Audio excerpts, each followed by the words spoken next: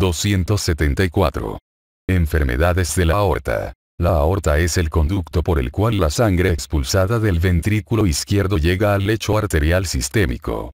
En los adultos, su diámetro en su origen y en la porción ascendente es de alrededor de 3 centímetros. En la porción descendente en el tórax es de 2,5 centímetros, y en el abdomen, de 1,8 a 2 centímetros. La pared de la aorta consiste en una íntima delgada, compuesta de endotelio, tejido conjuntivo subendotelial y una lámina elástica interna. Una túnica media gruesa integrada por células del músculo liso y matriz extracelular, y una adventicia compuesta principalmente por tejido conjuntivo que contiene los vasa vasorum y los nervios vasculares. Además de ser un conducto, la aorta tiene propiedades viscoelásticas y de distensibilidad que le confieren una función amortiguadora. Se distiende durante la sístole para que parte del volumen sistólico y de la energía elástica quede almacenada, y se retrae y recupera su forma durante la diástole, para que prosiga el flujo de sangre a la periferia. La aorta, al estar expuesta de modo permanente a una presión pulsátil grande y a fuerzas de cizallamiento, está muy predispuesta a lesiones y enfermedades por traumatismos mecánicos. También es más susceptible a romperse que otros vasos, en especial cuando surge una dilatación aneurismática, porque aumenta su tensión parietal, que sigue la ley de Laplace, es decir, es proporcional al producto de la presión y el radio. Anomalías congénitas de la aorta. Estas anomalías suelen abarcar el callado aórtico y sus ramas. Si una anomalía ocasiona un anillo alrededor del esófago o la tráquea, o los comprime, surgen manifestaciones como disfagia, estridor y tos.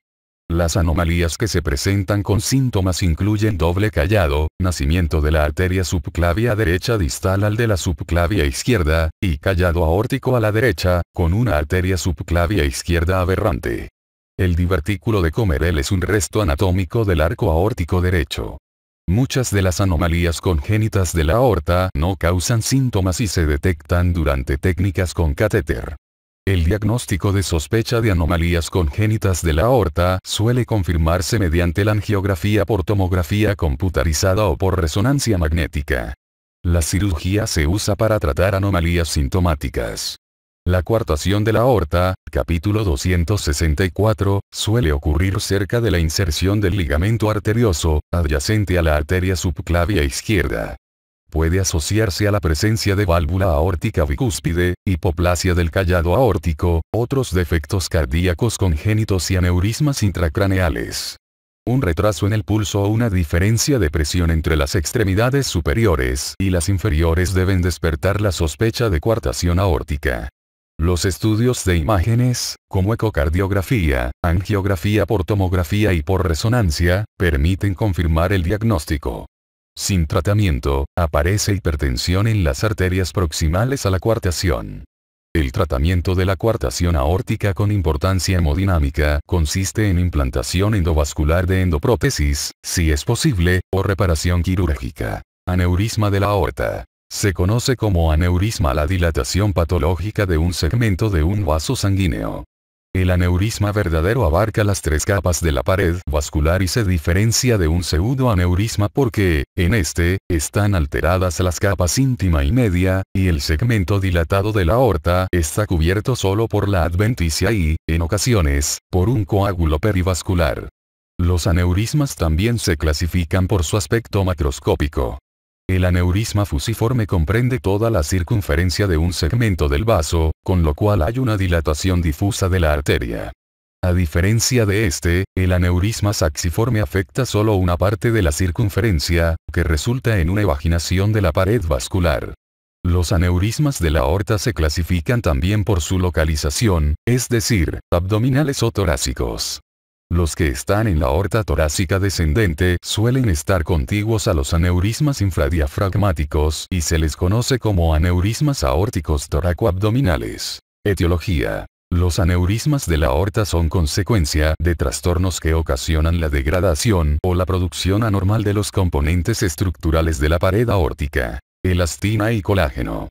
Las causas de estos aneurismas pueden clasificarse de manera general como enfermedades degenerativas, trastornos genéticos o del desarrollo, vasculitis, infecciones y traumatismos. Cuadro 274, 1.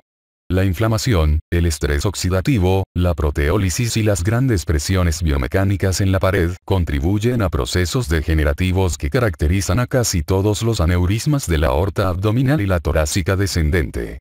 Tales situaciones son mediadas por los linfocitos B T, macrófagos, citocinas inflamatorias y metaloproteinasas de matriz que degradan la elastina y el colágeno, y alteran la potencia tensora y la capacidad de la aorta para adaptarse a la distensión pulsátil.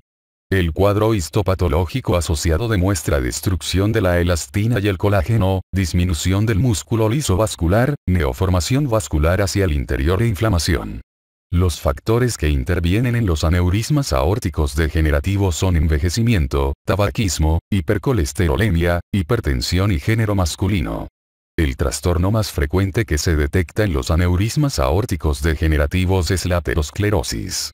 Muchos sujetos con aneurismas aórticos tienen factores coexistentes de riesgo de aterosclerosis, así como aterosclerosis en otros vasos sanguíneos.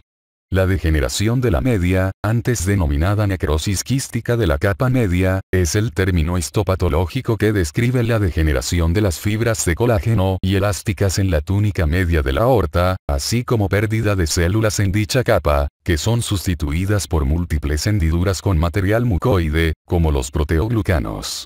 La degeneración de la media suele afectar la zona proximal de la aorta y causa debilidad y dilatación circunferenciales, y conduce al surgimiento de aneurismas fusiformes de la aorta ascendente y los senos de Valsalva. Esta condición patológica se observa en pacientes con síndrome de Marfan, síndrome de Loeys-Dietz, síndrome de Ehlers-Danlos tipo 4, capítulo 406, hipertensión, válvula aórtica bicúspide congénita, síndrome de Turner y síndromes con aneurisma de la aorta torácica familiar. A veces aparece como alteración aislada en personas sin otra enfermedad evidente. En 20% de los pacientes se advierte agrupamiento familiar de los aneurismas aórticos, que sugiere una base hereditaria de la enfermedad. En individuos con síndrome de Marfan se detectan mutaciones del gen que codifica la fibrilina 1, componente importante de las microfibrillas extracelulares, que son la base de la arquitectura de las fibras elásticas y otro tejido conjuntivo. La deficiencia de la fibrilina 1 en la matriz extracelular causa envío excesivo de señales por parte del factor transformador de crecimiento beta. El síndrome de Loeys-Dietz es causado por mutaciones de los genes que codifican los receptores de factor transformador de crecimiento beta 1 y 2. El aumento en la señalización de factor transformador de crecimiento beta y las mutaciones de receptor de factor transformador de crecimiento beta 1, receptor de factor transformador de crecimiento beta 2, receptor de factor transformador de crecimiento beta 3, así como factor transformador de crecimiento beta 2 y factor transformador de crecimiento beta 3, pueden causar aneurismas aórticos torácicos. Las mutaciones de SMAD3, que codifica una proteína señalizadora corriente abajo que participa en la unión entre factor transformador de crecimiento y sus receptores, se han descrito en un síndrome de aneurisma aórtico torácico, anomalías craneofaciales, óseas y cutáneas, y osteoartritis. Hay informes de mutaciones de los genes que codifican la actina alfa específica del músculo liso, la cadena pesada 11 de la miosina específica de las células musculares lisas y la sinasa de la cadena ligera de la miosina, así como de mutaciones de receptor de factor transformador de crecimiento beta 2 y SMAD3 en algunos pacientes con aneurismas de la aorta torácica familiares no sindrómicos. Las mutaciones del procolágeno tipo 3 se han vinculado con el síndrome de Ehlers-Danlos tipo 4. Entre las causas infecciosas de los aneurismas de la aorta se encuentran la sífilis, tuberculosis y otras infecciones bacterianas. La sífilis, capítulo 177, es una causa relativamente poco frecuente de aneurisma aórtico. La periaortitis y la mesoaortitis sifilíticas lesionan las fibras elásticas, por lo que la pared de la aorta se engruesa y debilita. Cerca del 90% de los aneurismas sifilíticos están situados en la aorta ascendente o el callado aórtico. Los aneurismas tuberculosos, capítulo 173, suelen afectar la aorta torácica y son consecuencia de la extensión directa de la infección que viene de los ganglios linfáticos del hilio de abscesos vecinos, y también de siembra bacteriana. La pérdida de elasticidad de la pared aórtica es consecuencia de la destrucción granulomatosa de la capa media. El aneurisma micótico es un cuadro raro que surge como consecuencia de infecciones por estafilococos, estreptococos, salmonela u otras bacterias u hongos en la aorta, por lo común en una placa aterosclerótica. Estos aneurismas casi siempre son saxiformes. Los hemocultivos suelen mostrar resultados positivos y revelar la naturaleza del microorganismo infeccioso. Las vasculitis que se detectan en los aneurismas aórticos son la arteritis de Takayasu y la de células gigantes, que pueden ocasionar aneurismas del callado y la aorta torácica descendente. Las espondiloartropatías como la espondilitis anquilosante, la artritis reumatoide y la psoriásica, la policondritis recidivante y la artritis reactiva, antes conocida como síndrome de Reiter, se acompañan de dilatación de la aorta ascendente. Los aneurismas aórticos aparecen en sujetos con síndrome de Behçet, capítulo 357, síndrome de Cogan y enfermedad sistémica relacionada con inmunoglobulina G4. Los aneurismas aórticos también son consecuencia de aortitis idiopática.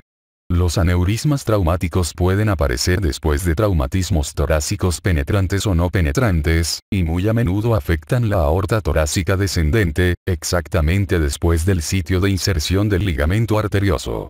Las disecciones crónicas de la aorta conllevan el debilitamiento de la pared aórtica, que puede conducir a una dilatación aneurismática. Aneurismas de la aorta torácica. Las manifestaciones clínicas y la evolución natural de los aneurismas de la aorta torácica dependen del sitio donde se encuentran. La degeneración de la capa media es la alteración más frecuente que surge en los aneurismas de la aorta ascendente, en tanto que la aterosclerosis es el trastorno que más a menudo se detecta en los aneurismas de la aorta torácica descendente. La rapidez promedio con que se agrandan los aneurismas de la aorta torácica es de 0,1 a 0,2 centímetros al año. Los aneurismas en dicha zona de la aorta asociados al síndrome de Marfan o la disección de la aorta pueden expandirse con mayor rapidez. El riesgo de rotura depende del tamaño del aneurisma y la presencia de síntomas, y varía de 2 a 3% por año en los aneurismas de la aorta torácica menor de 4,0 centímetros de diámetro a 7% al año en los que tienen mayor de 6 centímetros de diámetro. La mayoría de los aneurismas de la aorta torácica son asintomáticos. Sin embargo, la compresión o la erosión de tejido vecino por parte de los aneurismas puede causar síntomas como dolor torácico, disnea, tos, ronquera y disfagia. La dilatación aneurismática de la aorta ascendente puede causar insuficiencia cardíaca congestiva como consecuencia del reflujo aórtico y la compresión de la vena cava superior puede ocasionar congestión de la cabeza, cuello y extremidades superiores. El primer estudio que sugiere el diagnóstico de aneurisma de la aorta torácica puede ser la radiografía de tórax, figura 274.1. Los datos que se observan son ensanchamiento de la sombra mediastínica y desplazamiento con presión de la tráquea o el tronco bronquial principal izquierdo. Puede utilizarse la ecocardiografía, en particular la transesofágica, para valorar la zona proximal de la aorta ascendente y la aorta torácica descendente. Métodos sensibles y específicos para valorar los aneurismas de la aorta torácica y la afección de las ramas vasculares, figura 274.2, son la tomografía con medio de contraste, la resonancia y la ortografía penetrante habitual. En sujetos asintomáticos con aneurismas demasiado pequeños como para justificar una intervención quirúrgica, deben realizarse estudios sin penetración corporal como tomografía con medio de contraste o resonancia al menos cada 6 a 12 meses para vigilar la expansión. Tratamiento. Aneurismas de la aorta torácica. Se recomiendan los beta-bloqueadores adrenérgicos en personas con aneurismas de la aorta torácica, en particular las que tienen síndrome de Marfan, que tienen indicios de dilatación de la raíz aórtica, para así reducir la velocidad de expansión ulterior. Deben administrarse otros tratamientos médicos según se necesiten para controlar la hipertensión. Los antagonistas del receptor de angiotensina reducen la velocidad de dilatación aórtica en personas con síndrome de Marfan, porque bloquean la señalización de factor transformador de crecimiento beta. Los estudios de resultados clínicos observaron que la velocidad de crecimiento de la raíz aórtica en pacientes con síndrome de Marfan fue similar con atenolol y losartán. La reparación quirúrgica con colocación de un injerto prostético está indicada en personas con aneurismas sintomáticos de la aorta torácica ascendente y en casi todos los aneurismas asintomáticos, incluidos los relacionados con válvula aórtica bicúspide, cuando el diámetro de la raíz aórtica o la aorta ascendente es mayor de 5,5 centímetros, o cuando la velocidad de crecimiento es mayor de 0,5 centímetros por año. La sustitución de la aorta ascendente mayor de 4,5 centímetros es razonable en personas con válvula aórtica bicúspide que se someten a sustitución valvular aórtica por estenosis aórtica o insuficiencia aórtica grave. Se considera la cirugía en pacientes con síndrome de Marfan en caso de aneurismas de la aorta torácica ascendente de 4 a 5 centímetros. La cirugía está indicada para los pacientes con un aneurisma de aorta torácica descendente degenerativo cuando el diámetro es mayor de 6 centímetros, en tanto que la reparación endovascular, si es factible, constituye una opción cuando el diámetro es mayor de 5,5 centímetros.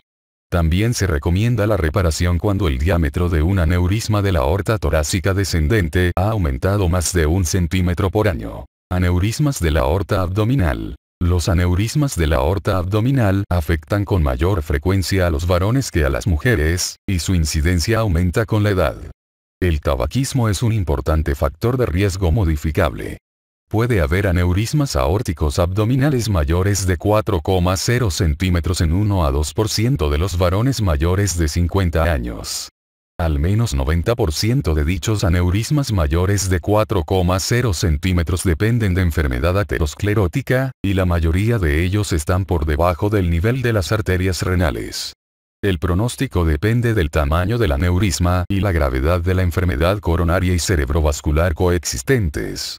El riesgo de rotura aumenta con el tamaño del aneurisma. El riesgo a 5 años de aneurismas menores de 5 centímetros es de 1 a 2%, en tanto que es de 20 a 40% si el aneurisma tiene más de 5 centímetros de diámetro.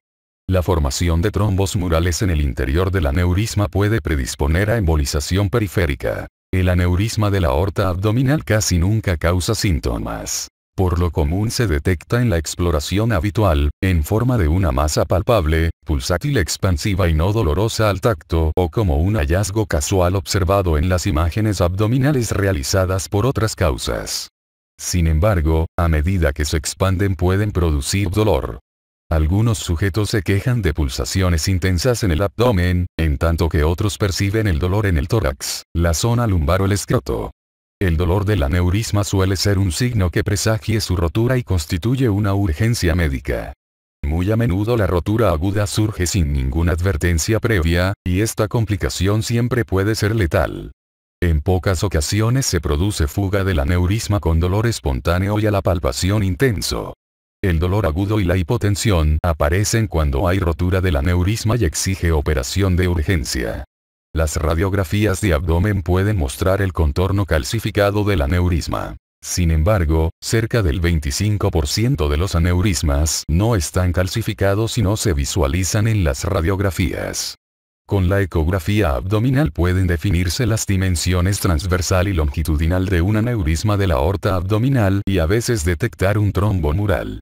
La ecografía abdominal permite la documentación seriada del tamaño del aneurisma y puede servir para identificar a las personas en riesgo de aneurisma aórtico. En un estudio grande, la detección sistemática por medio de ecografía en varones de 65 a 74 años se acompañó de disminución del riesgo de muerte por el aneurisma de 42%. Por esa razón, se recomienda la detección sistemática con ecografía en varones de 65 a 75 años con antecedente de tabaquismo. Además, deben considerarse los estudios para detección de aneurismas de la aorta abdominal en hermanos o hijos de personas con aneurismas de la aorta abdominal y también en personas con aneurismas de la aorta torácica o arterias periféricas. La tomografía con medio de contraste y la resonancia son métodos exactos sin penetración corporal para identificar el sitio y tamaño de los aneurismas de la aorta abdominal y planificar reparaciones quirúrgicas abiertas o endovasculares, figura 274.3. La ortografía con medio de contraste permite valorar a sujetos con aneurismas, pero conlleva un riesgo pequeño de complicaciones como hemorragia, reacciones alérgicas y ateroembolia. La presencia de trombos murales reduce el diámetro interno, por lo que con la ortografía puede subestimarse el diámetro del aneurisma. Tratamiento. Aneurismas de la aorta abdominal. Las estatinas están indicadas para reducir el riesgo de episodios cardiovasculares relacionados con la aterosclerosis. No se ha demostrado la eficacia de tratamientos médicos, como los beta-bloqueadores adrenérgicos y los inhibidores de la renina-angiotensina, para reducir la velocidad de crecimiento del aneurisma. En los aneurismas de la aorta abdominal de cualquier tamaño que se expanden con rapidez o que generan síntomas, está indicada la reparación quirúrgica con colocación de un injerto protésico, o la inserción de un injerto endovascular en la aorta, figura 274.3. En los aneurismas asintomáticos está indicada la reparación del aneurisma de la aorta abdominal si el diámetro es mayor o igual a 5,5 centímetros. En estudios con asignación al azar de personas con aneurismas de la aorta abdominal menor de 5,5 centímetros, no hubo diferencia en la tasa de mortalidad a largo plazo, 5 a 8 años, entre los enfermos vigilados con ecografía y quienes fueron sometidos a reparación quirúrgica programada. Por tanto, una alternativa a la reparación inmediata es la vigilancia no penetrante de aneurismas que tienen menor de 5,5 centímetros. La decisión de practicar una operación abierta o la reparación endovascular se basa en parte en la anatomía vascular y las comorbilidades. La reparación endovascular de los aneurismas de la aorta abdominal tiene una tasa de morbilidad menor a corto plazo, pero la mortalidad a largo plazo es similar a la de la reconstrucción quirúrgica abierta. La vigilancia a largo plazo por medio de aortografía con tomografía o resonancia está indicada después de reparación endovascular para detectar fugas y posible expansión aneurismática. En sujetos elegibles para cirugía son esenciales las valoraciones cardíaca y médica generales preoperatorias, seguidas del tratamiento apropiado de trastornos que ocasionen complicaciones. El riesgo de la cirugía se agrava con factores preexistentes como coronariopatía, insuficiencia cardíaca congestiva, neumopatías, diabetes mellitus y senectud. Con la valoración cardíaca preoperatoria meticulosa y los cuidados posoperatorios, la tasa de mortalidad quirúrgica se acerca a 1 a 2%. Después de rotura aguda, la mortalidad por operaciones de urgencia es de 45 a 50%. La reparación endovascular con colocación de una endoprótesis es una estrategia alternativa para tratar roturas de aneurismas y puede asociarse a una tasa de mortalidad más baja. Síndromes aórticos agudos. Los 4 síndromes agudos y principales de la aorta son rotura, que se revisó en párrafos anteriores, disección aórtica, hematoma intramural y úlcera aterosclerótica penetrante. La disección aórtica es causada por un desgarro circunferencial o, con menor frecuencia, transversal de la íntima. Por lo regular aparece en la pared lateral derecha de la aorta ascendente, donde la fuerza hidráulica de cizallamiento es alta. Otro sitio frecuente es la aorta torácica descendente, exactamente por debajo del ligamento arterioso. El episodio desencadenante es el desgarro primario de la íntima, con disección secundaria de la capa media o hemorragia de esta última, que diseca la íntima y la desgarra. El flujo pulsátil diseca las láminas elásticas de la aorta y crea un conducto falso. La disección suele propagarse en sentido distal por la aorta descendente y sus principales ramas, aunque puede hacerlo en sentido proximal. La propagación distal suele ser limitada por la placa aterosclerótica. En algunos casos hay rotura secundaria de la zona distal de la íntima, con lo cual hay una nueva penetración de sangre del conducto falso al verdadero. Se conocen al menos 2 variantes patológicas y radiológicas importantes de la disección aórtica. Hematoma intramural sin colgajo de íntima y úlcera aterosclerótica penetrante. Se piensa que el hematoma intramural agudo es consecuencia de la rotura de los vasa vasorum con hemorragia al interior de la pared de la aorta. La mayoría de estos hematomas surgen en la aorta torácica descendente. Los hematomas intramurales agudos pueden evolucionar y llegar a la disección y la rotura. Las úlceras ateroscleróticas penetrantes son causadas por erosión de una placa que llega hasta la capa media, suelen ser localizadas y no se acompañan de propagación extensa. Se observan sobre todo en las zonas media y distal de la aorta torácica descendente y conllevan enfermedad aterosclerótica extensa. La úlcera causa erosión que rebasa la lámina elástica interna, ocasiona un hematoma en la capa media y puede evolucionar hasta formar un aneurisma falso o romperse. Para las disecciones de la aorta torácica se han elaborado varios esquemas de clasificación. DeBakey y otros clasificaron en un inicio las disecciones como tipo 1, en que el desgarro de la íntima surge en la aorta ascendente pero también abarca la descendente. Tipo 2, en que la disección se circunscribe a la aorta ascendente, y de tipo 3, en que el desgarro de la íntima está situado en la aorta descendente con propagación distal de la disección, figura 274.4. Otra clasificación, Stanford, consiste en los tipos A, en que la disección abarca la aorta ascendente, disección proximal, y B, circunscrita al callado aórtico o a la aorta descendente, disección distal. En lo que se refiere al tratamiento, es más práctica y útil la clasificación de las disecciones aórticas y los hematomas intramurales en tipos A o B, porque los tipos 1 y 2 de DeBakey se tratan de forma similar. Los factores que predisponen a la disección aórtica incluyen a los de la degeneración medial y otros que aumentan la tensión de la pared torácica, cuadro 274.1. En 70% de los pacientes coexiste con hipertensión arterial. La disección aórtica es la principal causa de morbilidad y mortalidad en pacientes con síndrome de Marfan, capítulo 406, o síndrome de Loeys-Dietz. También puede afectar a las personas con síndrome de Ehlers-Danlos. Asimismo, su incidencia aumenta en sujetos con aortitis inflamatoria, como la arteritis de Takayasu y la de células gigantes, anomalías congénitas de la válvula aórtica, como la válvula bicúspide, coartación de la aorta y antecedentes de traumatismo aórtico. Además, en mujeres por lo demás sanas, en el tercer trimestre del embarazo aumenta el riesgo de disección. También puede haber disección aórtica como consecuencia del levantamiento de peso, uso de cocaína y lesiones por desaceleración. Manifestaciones clínicas. La frecuencia de disección aórtica alcanza su máximo en la sexta y séptima décadas de vida. Afecta con mayor frecuencia a varones que a mujeres, con una proporción de 2:1. La presentación de la disección y sus variantes son consecuencias del desgarro de la íntima, el hematoma disecante, la oclusión de arterias afectadas y la compresión de tejidos vecinos. La disección aórtica aguda se manifiesta con dolor de inicio súbito, capítulo 11, que el enfermo suele describir como muy intenso y con carácter desgarrador que se acompaña de diaforesis. Puede estar localizado en la cara anterior o posterior del tórax, a menudo en la región interescapular, y por lo regular migra conforme se propaga la disección. Otros síntomas son síncope, disnea y debilidad. Las manifestaciones físicas pueden incluir hipertensión o hipotensión, pérdida de pulsos, insuficiencia aórtica, edema pulmonar y signos neurológicos por obstrucción de la arteria carótida, hemiplegia, hemianestesia, o isquemia de la médula espinal, paraplegia.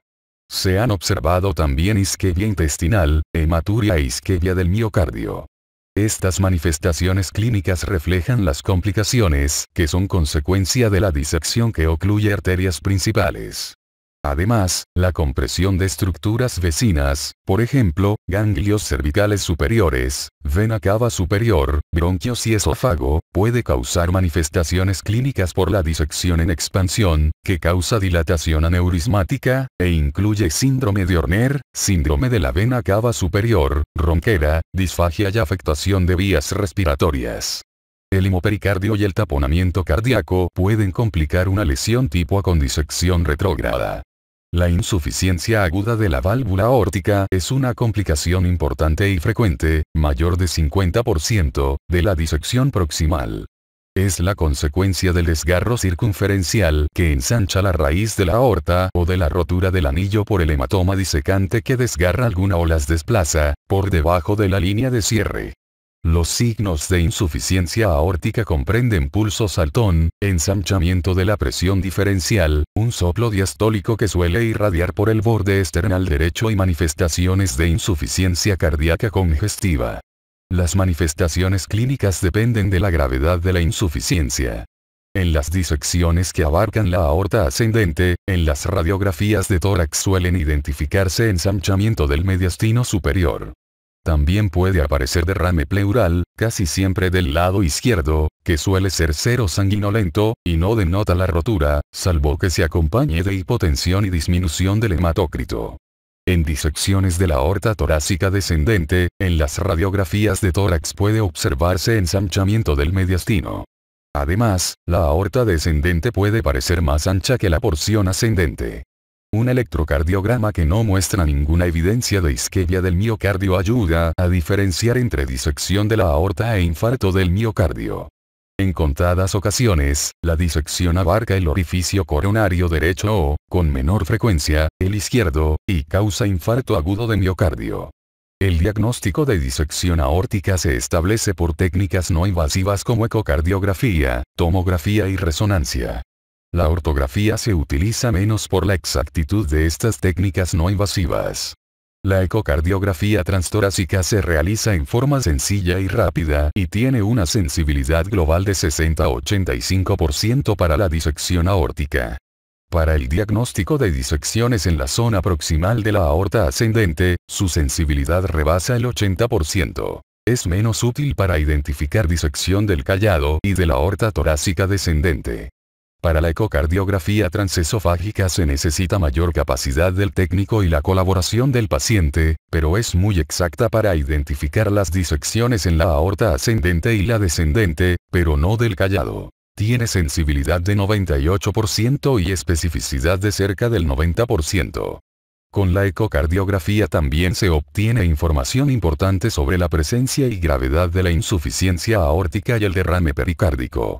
La tomografía y la resonancia son muy exactas en la identificación del colgajo de la íntima y la magnitud de la disección y afectación de arterias de grueso calibre. Cada una posee sensibilidad y especificidad mayor de 90%.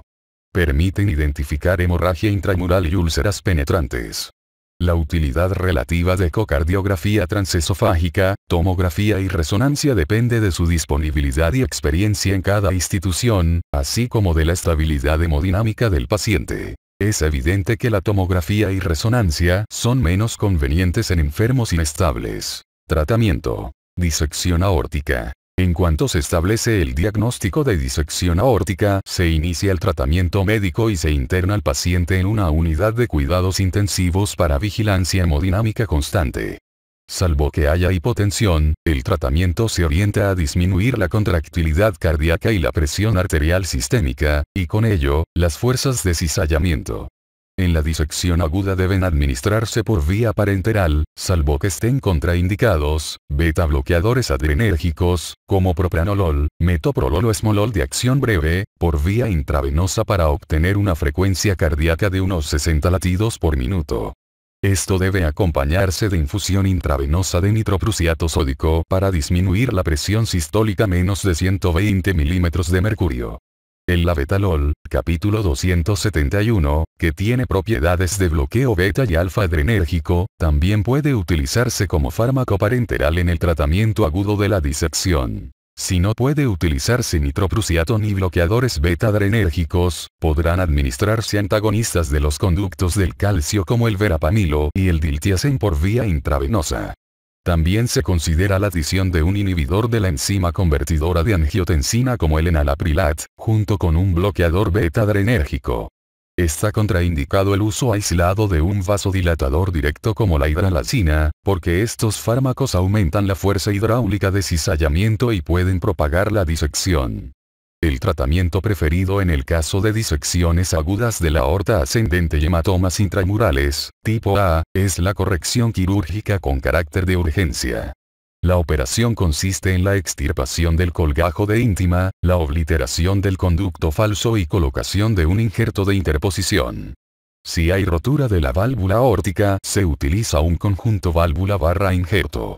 Se ha informado mortalidad intrahospitalaria global después del tratamiento quirúrgico de personas con disección aórtica de 15 a 25%. Las principales causas de mortalidad y morbilidad perioperatoria son infartos de miocardio, paraplegia, insuficiencia renal, taponamiento, hemorragia y septicemia. La reparación aórtica endovascular con un injerto protésico endoluminal está indicada para disecciones tipo B complicadas, incluidas las caracterizadas por propagación, compromiso de las principales ramas aórticas, rotura inminente o dolor constante. En sujetos seleccionados se utilizan otras técnicas transcatéter, como la fenestración de colgajos de íntima y la endoprótesis en ramas más angostas, para mejorar el flujo sanguíneo a órganos en una situación hemodinámica difícil. La corrección quirúrgica está indicada para disecciones tipo B complicadas, sobre todo si la reparación endovascular no es factible. Pueden usarse los procedimientos híbridos consistentes en cirugía y reparación endovascular cuando la disección afecta el callado aórtico y la aorta torácica descendente. Para disecciones distales y hematomas intramurales, tipo B, estables y sin complicaciones, se prefiere el tratamiento médico. La tasa de mortalidad intrahospitalaria en enfermos sometidos a tratamiento médico con disección tipo B es de cerca del 10%. Las medidas de largo plazo para personas con disección aórtica y hematomas intramurales, con cirugía o sin ella, consisten en el control de hipertensión y disminución de la contractilidad cardíaca, con el uso de beta bloqueadores adrenérgicos más otros antihipertensivos como los inhibidores de enzima convertidora de angiotensina o los antagonistas del calcio.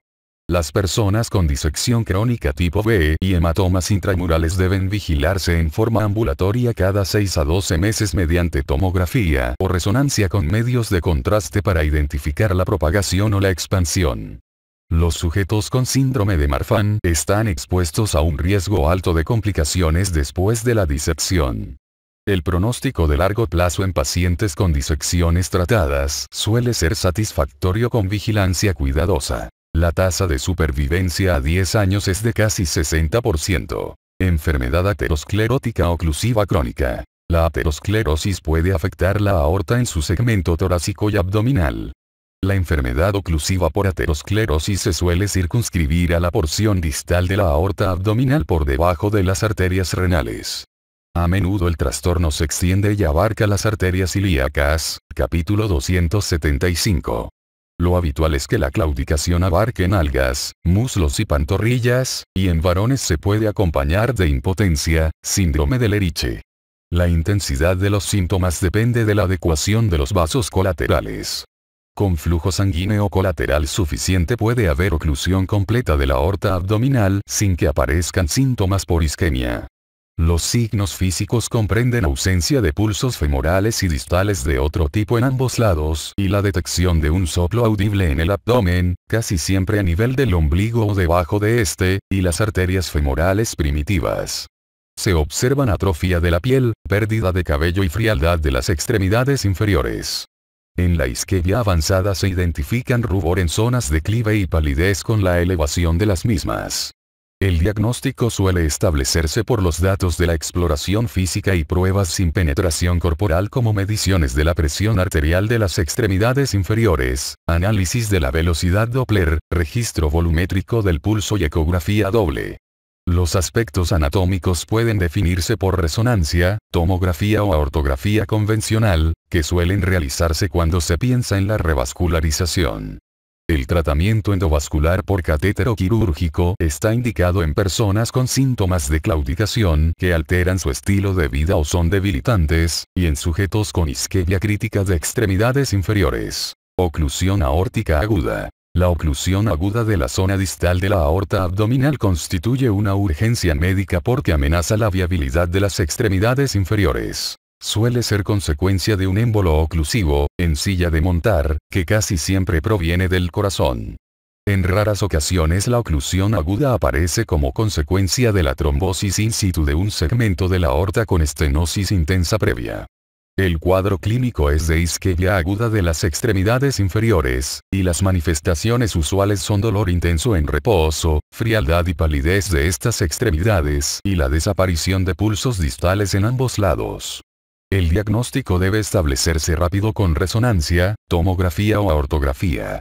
En estos casos está indicada la trombectomía o la revascularización como método de urgencia. Aortitis. La aortitis, término para referirse a la enfermedad inflamatoria de la aorta, puede deberse a vasculitis de grandes vasos como la arteritis de Takayasu o de células gigantes, espondiloartropatías vinculadas con antígeno leucocitario humano B27 y reumáticas, síndrome de Behçet, vasculitis por anticuerpos citoplásmicos contra neutrófilos, síndrome de Cogan, enfermedad de Erdheim-Chester, enfermedades sistémicas por inmunoglobulina G4 e infecciones como sífilis, tuberculosis y salmonela, o bien acompañarse de fibrosis retroperitoneal.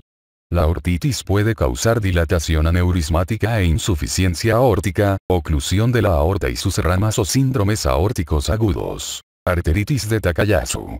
Capítulo 356. Esta enfermedad inflamatoria suele afectar la aorta ascendente y el callado, y obstruir la aorta y sus principales arterias. La arteritis de Takayasu también se denomina enfermedad sin pulso, por la oclusión frecuente de grandes arterias que nacen de la aorta. Puede abarcar también la aorta torácica descendente y la abdominal y ocluir grandes ramas como las arterias renales. En ocasiones también aparecen aneurismas aórticos. El cuadro histopatológico incluye una panarteritis caracterizada por la presencia de células mononucleares, y a veces, de células gigantes con hiperplasia importante de la íntima, engrosamiento de la capa media y la adventicia y, en la forma crónica, oclusión fibrótica.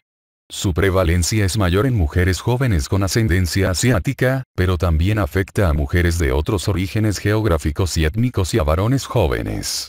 En la fase aguda se manifiesta por fiebre, malestar general, pérdida de peso y otros síntomas sistémicos. Con frecuencia aumenta la velocidad de eritrosedimentación y las concentraciones de proteína C reactiva. Las fases crónicas de la enfermedad, que muestra actividad intermitente, se manifiestan con síntomas relacionados con la oclusión de una arteria grande, como claudicación de las extremidades superiores, isquemia cerebral y síncope. El cuadro es progresivo y no hay tratamiento definitivo. Los glucocorticoides y los inmunodepresores son eficaces en algunos enfermos durante la fase aguda.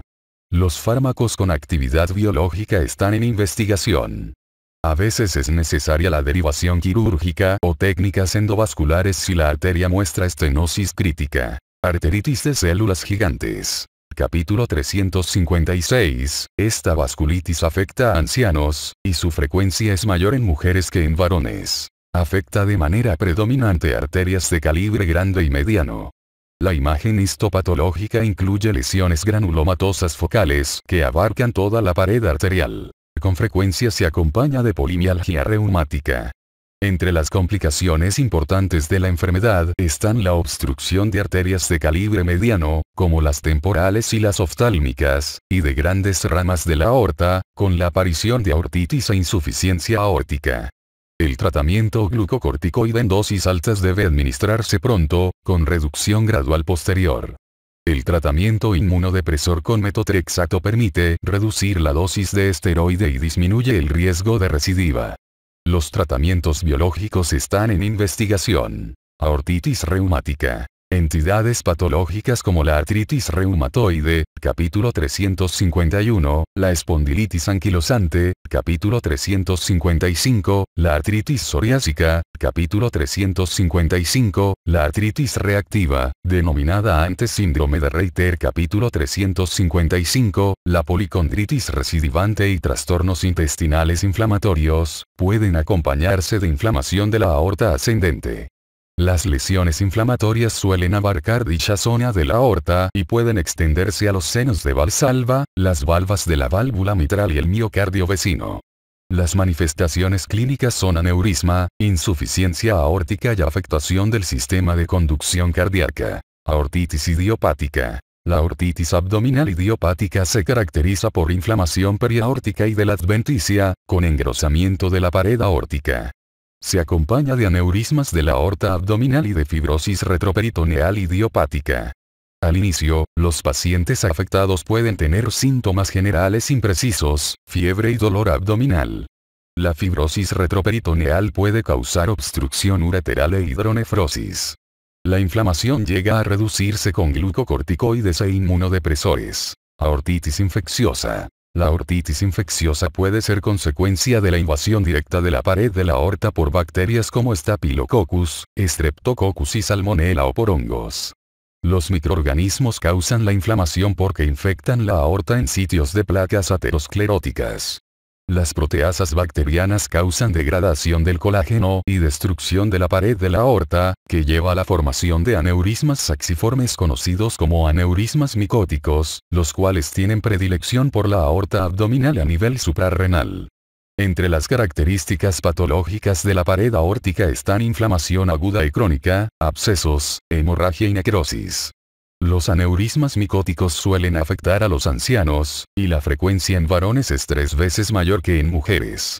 Los pacientes pueden tener fiebre, septicemia y dolor en tórax, dorso o abdomen. A veces hubo antes un cuadro diarreico. Los hemocultivos son positivos en la mayoría de los enfermos. La tomografía y resonancia ayudan a diagnosticar aneurismas micóticos. El tratamiento consiste en antibióticos y la extirpación quirúrgica de la parte afectada de la aorta y revascularización de extremidades inferiores con colocación de injertos en el tejido sano. La aortitis sifilítica es una manifestación tardía de la sífilis, capítulo 177, que suele abarcar la zona proximal de la aorta ascendente, en particular la raíz aórtica, con lo cual se dilata dicho vaso y se forma un aneurisma. Esta aortitis a veces afecta el callado o la aorta descendente. Los aneurismas pueden ser saxiformes o fusiformes, y suelen ser asintomáticos, pero la compresión y la erosión en las estructuras vecinas pueden ocasionar algunas manifestaciones. También suele haber rotura.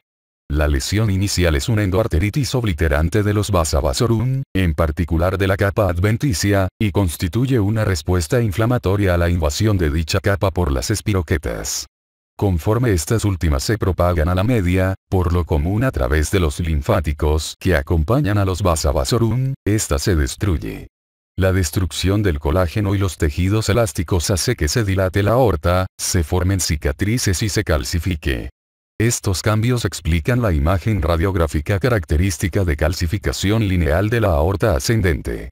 La enfermedad se presenta típicamente como una imagen radiográfica que se detecta de modo accidental 15 a 30 años después de la infección original. Las manifestaciones pueden ser consecuencia de la insuficiencia aórtica, estenosis de los orificios coronarios por aortitis sifilítica, compresión de estructuras vecinas, como el esófago, o rotura. El diagnóstico se confirma con una prueba serológica positiva, como la de reagina plasmática rápida, RPR, o anticuerpos fluorescentes contra treponemas. El tratamiento consiste en penicilina y ablación y reparación quirúrgicas.